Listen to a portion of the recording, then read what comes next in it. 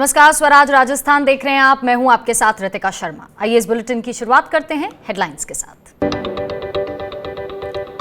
BJP में बाढ़ बंदी को लेकर दो फाड़, सूत्रों से खबर। झालावाड़ के विधायकों ने मध्य प्रदेश जाने से किया इनकार। पूर्व सीएम वसुंधरा राजे के ग्रीन सिग्नल का इंतजार। बीजेपी ने 14 विधायकों को अहमदाबाद किया शिफ्ट। 8 विधायकों ने भगवान सोमनाथ के किए दर्शन। कहा, गहलोत सरकार पर लगाया दबाव डालने का आरोप। वहीं कांग्रेस में शामिल हुए बीएसपी विधायकों ने सुप्रीम कोर्ट में दायर की याचिका। राजस्थान हाईकोर्ट में लंबित मामलों को सुप्रीम कोर्ट में ट्रांसफर करने की मांग। 11 अगस्त को राजस्थान हाईकोर्ट में होनी है सुनवाई। वहीं जैसलमेर होटल में विधायकों के फोन टैपिंग का अफवाह फैलाने वालों राजस्थान पुलिस करेगी कार्रवाई। सूबे के डीजीपी ने जारी किया निर्देश। कहा, फोन टैपिंग की अफवाह गलत। और विधायक खरीद फरोख्त केस में संजय जैन की मुश्किलें बढ़ी। एसीबी ने कई ठिकानों पर की छापेमारी। जैन पर विधायकों की खरीद फरोख्त मामले में दलाली का आरोप। तो स्वराज राजस्थान में अगले आधे घंटे तक हम आपको सूबे की हर छोटी बड़ी खबर दिखाएंगे। राजस्थान के रण में बाढ़बंदी की बात भी करेंगे और साथ ही ये भी दिखाएंगे कि आखिर क्यों भगवान सोमनाथ के दरबार में बीजेपी विधायकों को जाना पड़ा। साथ ही ये भी बताएंगे कि राजस्थान के डीजीपी को क्यों कहना पड़ा कि अफवाह फैलाने वालों पर कार्रवाई होगी। आपको सियासी हलके में दलाली करने वाले संजय जैन की बढ़ती मुश्किलों के बारे में भी बताएंगे और साथ ही आपको सीकर की उस घटना के बारे में भी बताएंगे जिसने सांप्रदायिक सौहार्द को बिगाड़ने की कोशिश की। साथ ही साथ कोरोना के बढ़ते संक्रमण से जुड़ी खबर भी आपको दिखाएंगे। लेकिन सबसे पहले बात बीजेपी की बाढ़बंदी की। तो राजस्थान की सियासत में नया मोड़ आ गया है। कांग्रेस के बाद अब बीजेपी ने भी अपने विधायकों की बाढ़बंदी शुरू कर दी है। बीजेपी ने अपने कई विधायकों को अहमदाबाद शिफ्ट कर दिया है और कई विधायकों को शिफ्ट करने की कोशिश की जा रही है। और इस बीच एक खबर ऐसी भी आ रही है कि बाढ़बंदी को लेकर बीजेपी में दो फाड़ हो गए हैं। झालावाड़ इलाके के बीजेपी विधायकों ने मध्य प्रदेश या गुजरात जाने से इनकार कर दिया है और सूत्रों के हवाले से बताया जा रहा है कि विधायकों को बाढ़बंदी के लिए बीजेपी विधायक मदन दिलावर फोन कर रहे हैं। लेकिन इन विधायकों ने मध्य प्रदेश जाने से इनकार कर दिया है। जिन विधायकों ने इनकार कर दिया है उसमें कालूराम डग, गोविंद प्रसाद और नरेंद्र नागर शामिल हैं। बताया जा रहा है कि विधायकों को पूर्व मुख्यमंत्री वसुंधरा राजे की हरी झंडी का इंतजार है। यहां पर यह बात आपको बता दें कि एक दिन पहले ही वसुंधरा राजे ने बीजेपी के राष्ट्रीय अध्यक्ष जेपी नड्डा से मुलाकात की थी। और वहीं दूसरी ओर बीजेपी ने 14 विधायकों को अहमदाबाद भेज दिया है, जिसमें 8 विधायक अहमदाबाद अब पहुंच चुके हैं और वहां सोमनाथ मंदिर में भगवान भोले शंकर का दर्शन भी कर रहे हैं।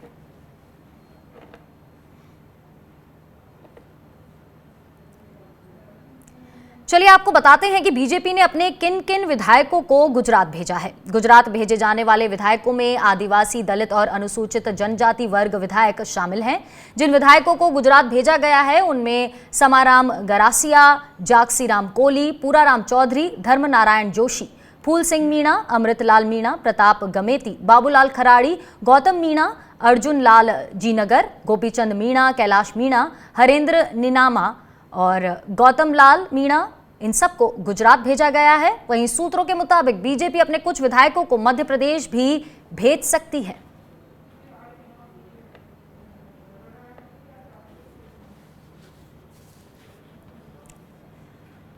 वहीं राजस्थान बीजेपी के 6 विधायक पोरबंदर पहुंचे हैं। यहां पत्रकारों से बात करते हुए बीजेपी के एक विधायक निर्मल कुमावत ने आरोप लगाया कि राजस्थान सरकार हम पर दबाव बना रही है, इसलिए मानसिक वेदना से बचने के लिए हम पोरबंदर आए हैं।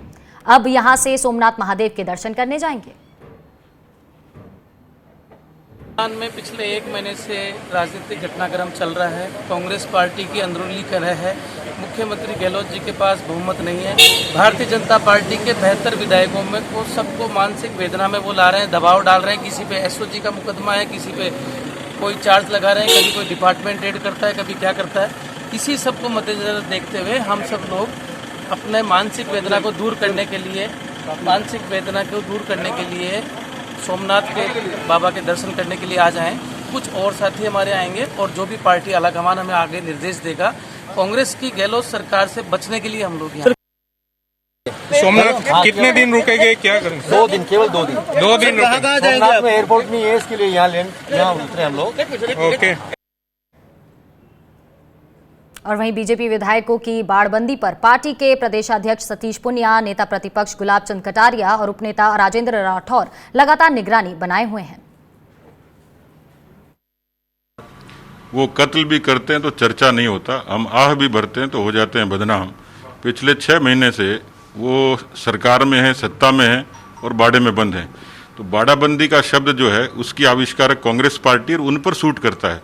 बीजेपी के लोग 12 लोग या जिले के लोग अपने घूमने कहीं चले गए और वो इतना बड़ा मुद्दा हो गया। और मुझे इस बात का पहले से संज्ञान था, लेकिन केवल मीडिया में चर्चा से बचने के लिए मैं अपने लोगों को कांग्रेस जिस तरीके से प्रताड़ित करने की कोशिश कर रही है, तो उनकी प्रताड़ना का शिकार होने के लिए कैसे छोड़ दूं। इसलिए वो गए हैं। हमें जल्दी 2 दिन 5 दिन में विधायक दल की जब बैठक बुलाएंगे सब लोग आएंगे। देखिए, जैसी जरूरत लगेगी, जो इनपुट मिलेगा या जिनको उन लोगों ने टारगेट किया होगा, जिनके बारे में अफवाह फैलाएंगे, कोई दिक्कत नहीं। मैं मीडिया की ट्रायल के लिए तैयार हूं कि 4 खबरें छपेंगी कि बीजेपी ने बाड़ाबंदी कर ली या बाहर क्यों चले गए। मैं सब फेस करने के लिए तैयार हूं, लेकिन अपने लोगों को कांग्रेस की प्रताड़ना का शिकार नहीं होने दूंगा। एक एक बात का खुलासा इस बात का मीडिया गवाह होगा, एक एक बात का किस व्यक्ति को किस समय क्या कहा गया, ये इस विधानसभा सत्र के बाद खुलासा करूंगा। लेकिन इसमें दो राय नहीं है कि उन्होंने एसओजी का, एसीबी का, पुलिस पूरे महकमे का जिस तरीके से दुरुपयोग किया है। राजस्थान में इस तरीके से पुलिस का दुरुपयोग आज तक किसी भी राजनीतिक सत्ता ने नहीं किया है। ये तो पुलिस अधिकारियों को सोचना है कि उनका विवेक कैसे काम करता है, ये भी समय आने पर उजागर हो जाएगा। लेकिन पुलिस एक तरीके से अशोक गहलोत की एजेंट बन के काम कर। चलिए, ज्यादा जानकारी और बातचीत के लिए जुड़ते हैं हमारे संवाददाता रामस्वरूप लामरोड से। तो रामस्वरूप, कांग्रेस के बाद अब बीजेपी ने भी अपने विधायकों को बाड़ाबंदी शुरू कर दी है, और किस तरह से खबर मिल रही है? क्योंकि बताया जा रहा है कि कुछ को मध्य प्रदेश और कुछ को गुजरात भेज दिया गया है। क्या कहीं ना कहीं अब बीजेपी को भी कोई डर सता रहा है? बिल्कुल, अभी तक लंबे समय से भाजपा ही आरोप लगा रही थी बार बार कि कांग्रेस ने जो है विधायकों की लंबे समय से बाड़ाबंदी कर रखी है, होटलों में कैद कर रखा है। और अब आज से जो है, कल रात से कह सकते हैं कि दोबारा भाजपा की तरफ से भी विधायकों की बाड़ाबंदी शुरू हुई है। हालांकि आज सुबह जब सतीश पूनिया ने मीडिया से बात की तब उनका साफ तौर पर यही कहना था कि ये बाड़ाबंदी नहीं है, बाड़ाबंदी तो वो है जो कांग्रेस कर रही है, हमारे विधायक तो घूमने के लिए गए हैं। यानी कि बाड़ाबंदी किए जाने के बावजूद भी वो खुद जो है साफ तौर पे इस शब्द से बचने की पूरी कोशिश कर रहे हैं। हालांकि जो 12 विधायक कल देर शाम तक यहाँ जयपुर राजस्थान से निकल गए थे और वहाँ गुजरात पहुँच गए थे, उसके बाद आज दोपहर को जो विधायक जयपुर एयरपोर्ट से पोरबंदर के लिए गए हैं, उन सभी को कैमरे में कैद हम सब ने किया है। हमने साफ तौर पे वहाँ पर जो निर्मल कुमावत हैं, जिनकी अभी आपने वर्जन आपने दिखाया दर्शकों को, उनसे बातचीत हमने जयपुर एयरपोर्ट पे की थी। उनका साफ तौर पे कहना था कि हम पर दबाव बनाया जा रहा है, इसलिए हम जा रहे हैं। इसका मतलब है कि कुछ न कुछ है, जरूर बाड़ाबंदी है। मतलब दोनों बातें, एक पूनिया जी कह रहे हैं कि बाड़ाबंदी नहीं है, हम घूमने जा रहे हैं, और वो कह रहे हैं कि हम यहाँ से डर रहे हैं, कई लोगों को, विधायकों को डराया जा रहा है, किसी को दबाव दिया जा रहा है, इसलिए हम वहाँ जा रहे हैं। तो साफ तौर पे लेकिन रामस्वरूप कहीं ना कहीं ये भी खबर है, रामस्वरूप कहीं ना कहीं ये भी खबर है कि जिससे ये लग रहा है कि कहीं ना कहीं ये बाड़ेबंदी कुछ विधायकों के ऊपर थोपी भी जा रही है। वो साफ तौर पर मना कर रहे हैं कि हम नहीं जाएंगे। देखिए, अभी तक जो बातें हैं वो खुलकर सामने आई नहीं है जिस तरह से, क्योंकि हमने पहले भी देखा कि भाजपा में भी भले ही दावा किया जा रहा हो कि सभी विधायक एकजुट हैं, एक मत हैं, लेकिन 2 फाड़ उनमें भी हैं, 2 गुट उनके भी हैं। हमने देखा कि वसुंधरा जी पिछले करीब 1 महीने से चुप्पी साधे हुए थी। पिछले 3 दिन से वो दिल्ली में रही, बड़े बड़े नेताओं से मिली और वहाँ पर अपना जो असंतोष था वो वहाँ पर जाहिर किया। तो उनके जो नज़दीकी विधायक हैं वो साफ तौर पर इस बाड़ाबंदी में क्यों जाएंगे? क्योंकि अभी जिस तरह से समाचार आ रहे हैं कि सभी विधायकों को गुजरात जाने के आदेश दिए हुए हैं, सभी को वहाँ जाना है। लेकिन हमने अभी एक भाजपा के जो विधायक हैं प्रताप सिंह सिंघी, उनसे बात की कि आपको भी कोई आदेश मिला है गुजरात जाने के लिए, बाड़ाबंदी के, लेकिन उन्होंने साफ तौर पे मना किया है कि उन्हें इस बात की जानकारी नहीं है, बाड़ाबंदी के बारे में खबर भी नहीं है, कौन जा रहे हैं, क्यों जा रहे हैं, इस बात की उन्हें जानकारी नहीं है। बहुत से सवाल है। रामस्वरूप, शुक्रिया इस तमाम जानकारी के लिए। हमारे साथ बीजेपी के विधायक अशोक लाहौटी जी भी जुड़ रहे हैं, और उससे पहले आपको बता दें कि ये सब जिस तरह से यहाँ पर बीजेपी बहुत से सवाल खड़े कर रही थी जब कांग्रेस ने अपने विधायकों को जैसलमेर भेजा और उसके बाद उनको शिफ्ट किया गया वहां से, तो यहाँ कहीं ना कहीं बाड़ेबंदी को लेकर बहुत से सवाल यहाँ बीजेपी की तरफ से उठाए जा रहे थे। लेकिन अब कहीं ना कहीं ये खबर आ रही है कि बीजेपी ने भी अपने विधायकों की बाड़ेबंदी शुरू कर दी है। वहीं बीएसपी विधायकों के कांग्रेस में विलय को लेकर अब नया पेच सामने आया है। बीएसपी विधायक सुप्रीम कोर्ट पहुंच गए हैं। बीएसपी के सभी 6 विधायकों ने सुप्रीम कोर्ट में याचिका दाखिल की है, जिसमें राजस्थान हाई कोर्ट में लंबित मामले को सुप्रीम कोर्ट में ट्रांसफर करने की मांग की है। आपको बता दें कि बीजेपी विधायक मदन दिलावर और बीएसपी विधायकों के कांग्रेस में विलय को असंवैधानिक बताते हुए राजस्थान हाई कोर्ट में याचिका दाखिल की थी, जिस पर 11 अगस्त को सुनवाई होनी है। और यहां पर यह भी बता दें कि बीएसपी ने डिवीजन बेंच में भी मामला दायर किया था, जिसका निपटारा हो गया है। डिवीजन बेंच ने कहा था कि मामले को सिंगल बेंच ही सुनेगा। साथ ही बीएसपी विधायकों को नोटिस तामील कराने की जिम्मेदारी जो है वो जैसलमेर के डिस्ट्रिक्ट जज को दी थी। साथ ही बाड़मेर और जैसलमेर एडिशन के अखबारों में विज्ञापन छापने के आदेश दिए थे। दरअसल पिछले साल सितंबर में बीएसपी के सभी 6 विधायक कांग्रेस पार्टी में शामिल हो गए थे।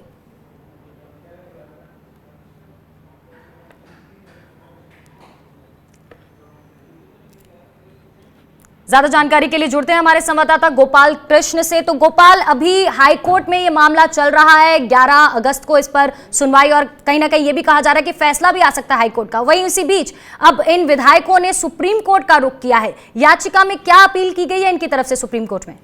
देखिए रितिका, इन सभी 6 बीएसपी के विधायकों ने सुप्रीम कोर्ट से अपील की है कि जो राजस्थान हाई कोर्ट में केस चल रहा है उसे ट्रांसफर कर दिया जाए सुप्रीम कोर्ट में, क्योंकि उन्हें उम्मीद है कि राजस्थान हाई कोर्ट से उन्हें राहत नहीं मिलेगी।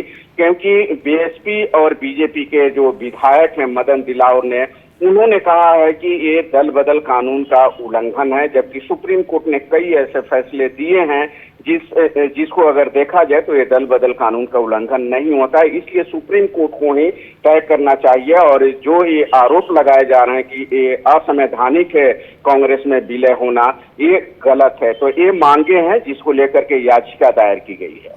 तो गोपाल, क्या ये याचिका एक्सेप्ट कर ली गई है और सुनवाई की कोई तारीख सामने आई है? देखिए रितिका, याचिका को रजिस्ट्री ने स्वीकार कर लिया है और रजिस्ट्रार अब ये तय करेंगे कि किस दिन और किस बेंच में इसकी सुनवाई के लिए तारीख तय की जाए और कौन से जज इसकी सुनवाई करेंगे, यह रजिस्ट्रार सुप्रीम कोर्ट को तय करेंगे। लेकिन फिलहाल अभी तारीख तय नहीं हुई है कि किस दिन इस मामले की सुनवाई होगी। जी शुक्रिया गोपाल, तमाम जानकारी हम तक पहुंचाने के लिए। तो सुप्रीम कोर्ट पहुंचे हैं ये 6 विधायक जिनका बीएसपी से कांग्रेस में विलय हुआ था, जिसको लेकर कई सवाल यहां उठ रहे हैं। वहीं हम यहां रुकेंगे एक छोटे से ब्रेक के लिए और ब्रेक के बाद देखिए अफवाह फैलाने वालों पर कसा शिकंजा।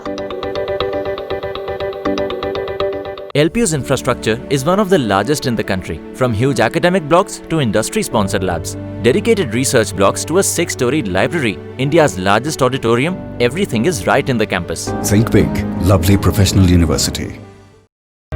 सपने सच तब होंगे जब आप सपने दिखना शुरू करेंगे। ये शब्द हैं उस शख्सियत के जिसके सपनों ने दी इस देश को एक नई उड़ान, डॉक्टर APJ अब्दुल कलाम। और ऐसे ही हर स्टूडेंट के सपने पूरे करेंगे हम, under best guidance of expert faculty team. Admission open in science and technology, humanities, social science, arts and sports. Doctor APJ Abdul Kalam university, Indore. For the details, contact 1800-300-26072। Stream कोई भी हो, बेस्ट करियर ऑप्शन के लिए है Bhabha university. Best faculty, world class infrastructure, scholarships, hi-tech labs, 27 acre of lush green campus, hostel facility, admissions open for engineering, pharmacy, dental, computer application, management and agriculture. Bhabha university at Hoshangabad road, Bhopal. Call 9165025500।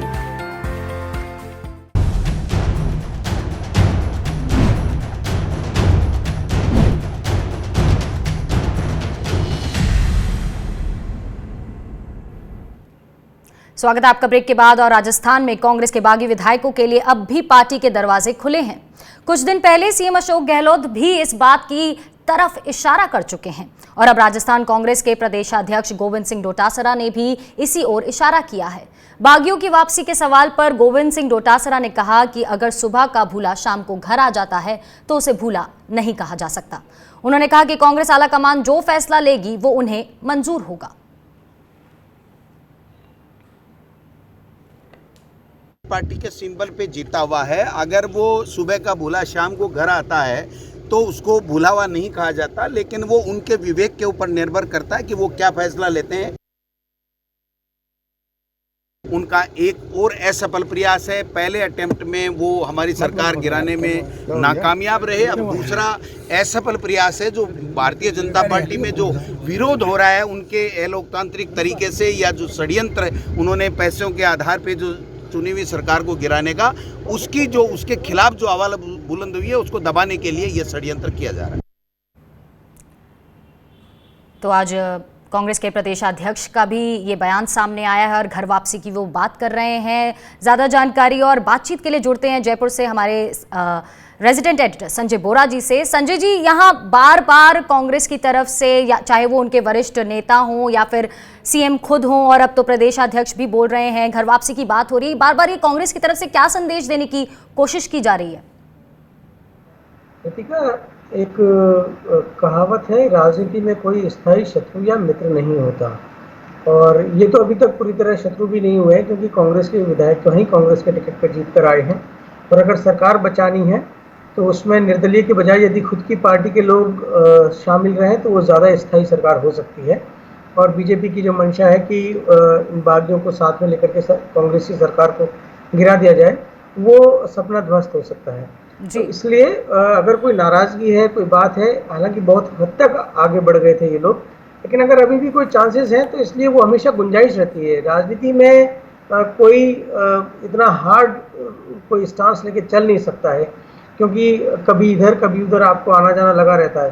तो यही वजह है कि कांग्रेस पूरी कोशिश कर रही है इन लोगों को मना लिया जाए, और इन लोगों को भी पता है कि यदि उन्होंने पार्टी से नाता तोड़ के मान लीजिए बीजेपी के सहयोग से सरकार बना भी ली जी, तो वो बीजेपी पर हमेशा निर्भर रहेंगे, और ये इनके प्रकार बीजेपी उनको या तो वो सरकार गिराएगी या उनको अपनी पार्टी में शामिल करने की कोशिश करेगी। ये सचिन पायलट भी जानते हैं कि 19 विधायकों के दम पर वो ज्यादा दिन तक मुख्यमंत्री बन के नहीं रह सकते अगर बीजेपी उनको बनाती है तो, क्योंकि इसमें अभी भी प्रश्नवाचक चिन्ह है। जी संजय जी, क्या ये माना जाए कि बीजेपी में जिस तरह की स्थिति इस समय बनी हुई है, कहीं ना कहीं ये जो स्टेप है, जो बार बार घर वापसी की बात हो रही है कांग्रेस की तरफ से, कहीं ना कहीं ये कदम बेनिफिशियल साबित हो सकता है कांग्रेस के लिए? बिल्कुल साबित होगा, क्योंकि जब वो देख रहे हैं कि बीजेपी में भी फूट है और बीजेपी का भी एक धड़ा उनको लेने के लिए तैयार नहीं है, और कांग्रेस के पास तो अभी फिर भी कम से कम मुख्यमंत्री अशोक गहलोत के पास कहने को 101 विधायक हैं जी, लेकिन बीजेपी तो इन विधायकों के बिना 75 पर ही अटकी है। तो बीजेपी को लिए वो सरकार बनाने की कोशिश करना बहुत मुश्किल है। उनको लगता है कि यदि हमारी वजह से यदि बीजेपी से कुछ लोग टूटते हैं तो फिर इन लोगों की सारी कवायद धरी रह जाएगी। तो ये सारे नुकसान तोल करके ही कुछ काम होगा।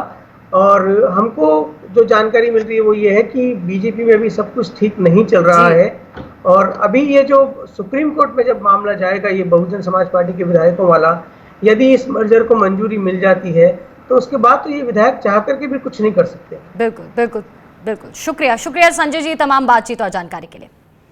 बढ़ते हैं आगे। राजस्थान में आजकल जैसलमेर सियासी गतिविधियों का केंद्र बना है, क्योंकि कांग्रेस के अधिकतर विधायक यहीं ठहरे हैं।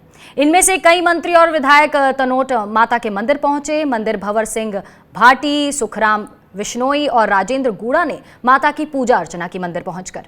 वहीं आपको बता दें कि विधायकों और मंत्रियों ने प्रदेशवासियों के लिए सुख शांति की प्रार्थना भी की।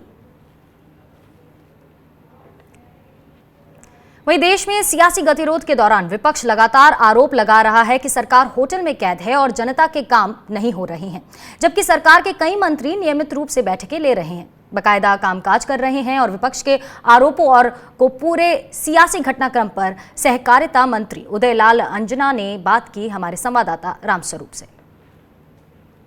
राजस्थान में सियासी खींचतान के बीच विपक्ष लगातार आरोप लगा रहा है कि पूरी सरकार जो है वो होटल में कैद हो गई है, प्रदेश में काम दाम बिल्कुल नहीं हो पा रहे हैं। जबकि हम देखते हैं कि प्रदेश सरकार के कई मंत्री हैं वो जयपुर में हैं, लगातार अपने विभागों के कामकाज देखते हैं, और बाकी कुछ जो मंत्री वहाँ होटल में हैं वो वहाँ पर अपना कामकाज संभालते हैं। इस पूरे सियासी घटनाक्रम पर हम हमारे साथ बात करने के लिए मौजूद हैं सहकारिता मंत्री उदयलाल अंजना जी। उदयलाल जी, बड़े आरोप लगा रही है विपक्ष के, सब लोग बाड़े में कैद है, काम कुछ नहीं हो पा रहा, कोई फोन बंद है, काम नहीं कर पा रहे हैं, क्या जवाब देंगे आप? विपक्ष उनका दायित्व निभा रहा है, विपक्ष का काम आरोप लगाना है, लगाते रहेंगे, उससे कोई फर्क नहीं पड़ रहा। लेकिन पूरे प्रदेश की जनता जानती है कि सरकार व्यवस्थित तरीके से चल रही है। माननीय मुख्यमंत्री जी हर तरह की मीटिंगें ले रहे हैं, बराबर देख रहे हैं। मैं यहाँ हूँ, कटारिया जी यहाँ है, रघु जी शर्मा यहाँ है, खाजरावास यहाँ है, और भी मंत्री जिनके काम होते आते जाते रह रहे हैं।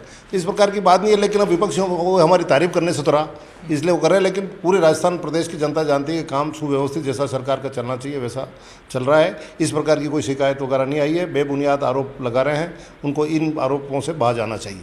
लेकिन आरोप यहाँ तक लग रहे हैं कि वहाँ जो विधायक और मंत्री रुके हुए हैं, एक दूसरे के से बात नहीं कर सकते, होटल से बाहर नहीं जा सकते, कमरों में बाहर उनकी निगरानी है, इतना गंभीर आरोप लगाते हैं।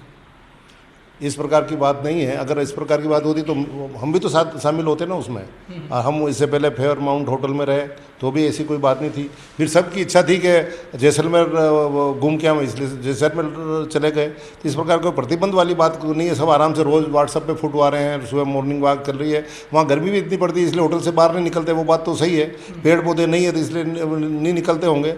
लेकिन बाकी कोई दबाव में किसी को नहीं रोक रखा है, सब अपनी मर्जी से रुके हुए हैं। जिस प्रकार से मानेसर में दबाव के साथ विधायकों को रख रखा है, उस प्रकार की स्थिति सूर्यगढ़ जैसलमेर में नहीं है। आपने मानेसर की जिक्र किया, तब एक सवाल और आ गया कि जो विधायक सचिन पायलट के खेमे में हैं, उनको कभी हमने मीडिया के सामने या फिर और कभी होटल में या कभी बाहर आते हुए कोई कमेंट उनका देखा नहीं है, कमेंट वगैरह। जबकि आपके जो विधायक हैं, चाहे होटल में होंगे, वो घूमते भी हैं, बाहर चाय पीते हैं, पेड़ पौधे लगाते हैं, भ्रमण भी करते हैं, मीडिया से बात भी करते हैं। तो इतना फ़र्क तो साफ सबको दिखता होगा।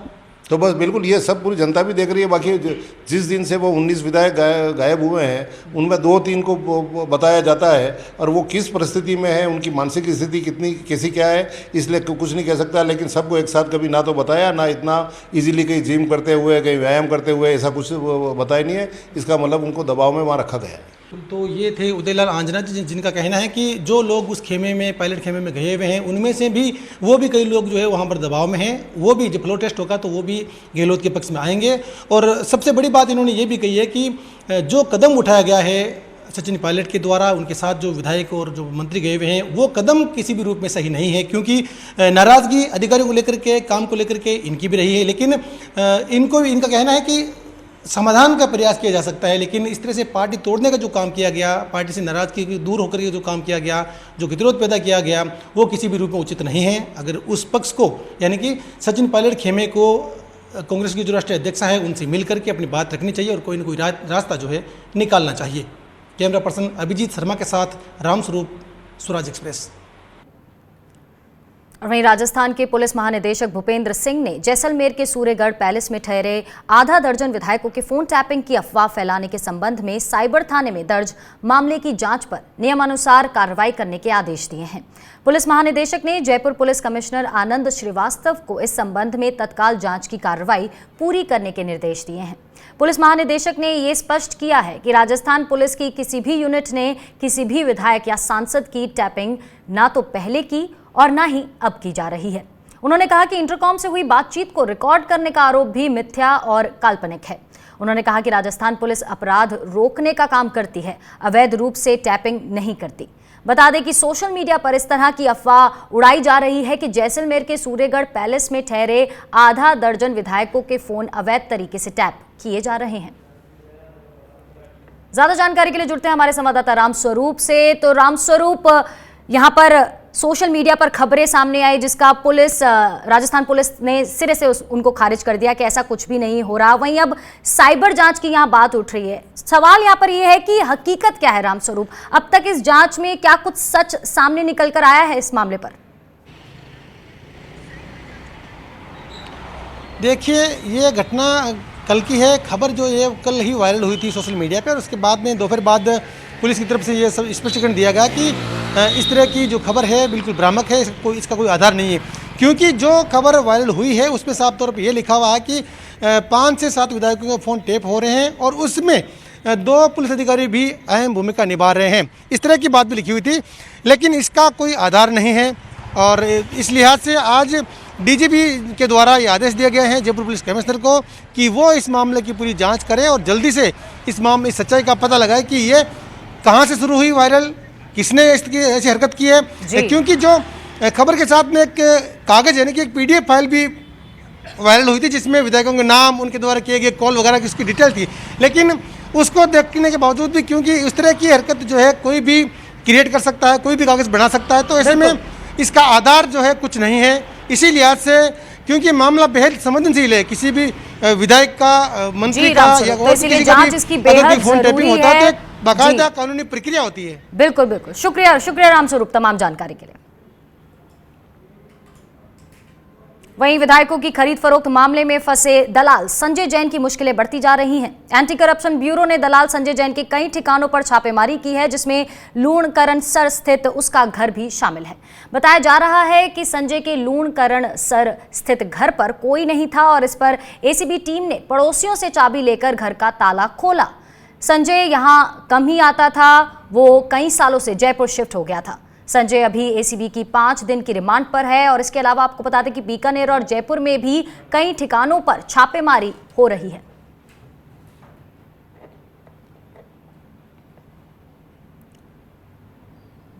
और वहीं राजस्थान विधानसभा की पूर्व अध्यक्ष सुमित्रा सिंह के पति की कोरोना से मौत हो गई है। 88 साल के नाहर सिंह महात्मा गांधी अस्पताल में भर्ती थे। सुमित्रा सिंह खुद कोरोना संक्रमित हैं। उनका इलाज भी महात्मा गांधी अस्पताल में चल रहा है और बताया जा रहा है कि दोनों पहले RUHS अस्पताल में भर्ती हुए थे। 2 दिन पहले महात्मा गांधी अस्पताल में शिफ्ट हुए थे। बढ़ते हैं आगे। राजस्थान के एक और सांसद तथा केंद्रीय कृषि राज्य मंत्री कैलाश चौधरी भी कोरोना पॉजिटिव पाए गए हैं। उन्हें इलाज के लिए जोधपुर एम्स में भर्ती करवाया गया है। राजस्थान के बाड़मेर से सांसद ट्वीट कर इस बात की उन्होंने जानकारी दी। उन्होंने लिखा कि सांस लेने में थोड़ी तकलीफ के साथ बुखार है। मैं अस्पताल में चिकित्सकों की देखरेख में स्वास्थ्य लाभ ले रहा हूं। आप सभी से निवेदन है कि परेशान ना हो, अत्यंत आवश्यक कार्य होने पर आप फोन कर सकते हैं। उन्होंने आगे लिखा कि बीती रात शुरुआती लक्षण दिखने पर मेरे स्वास्थ्य परीक्षण के तहत कोरोना पॉजिटिव की रिपोर्ट आई है।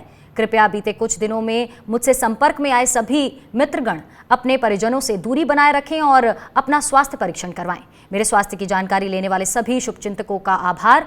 आपको बता दें कि इससे पहले नागौर सांसद हनुमान बेनीवाल भी कोरोना पॉजिटिव पाए गए थे।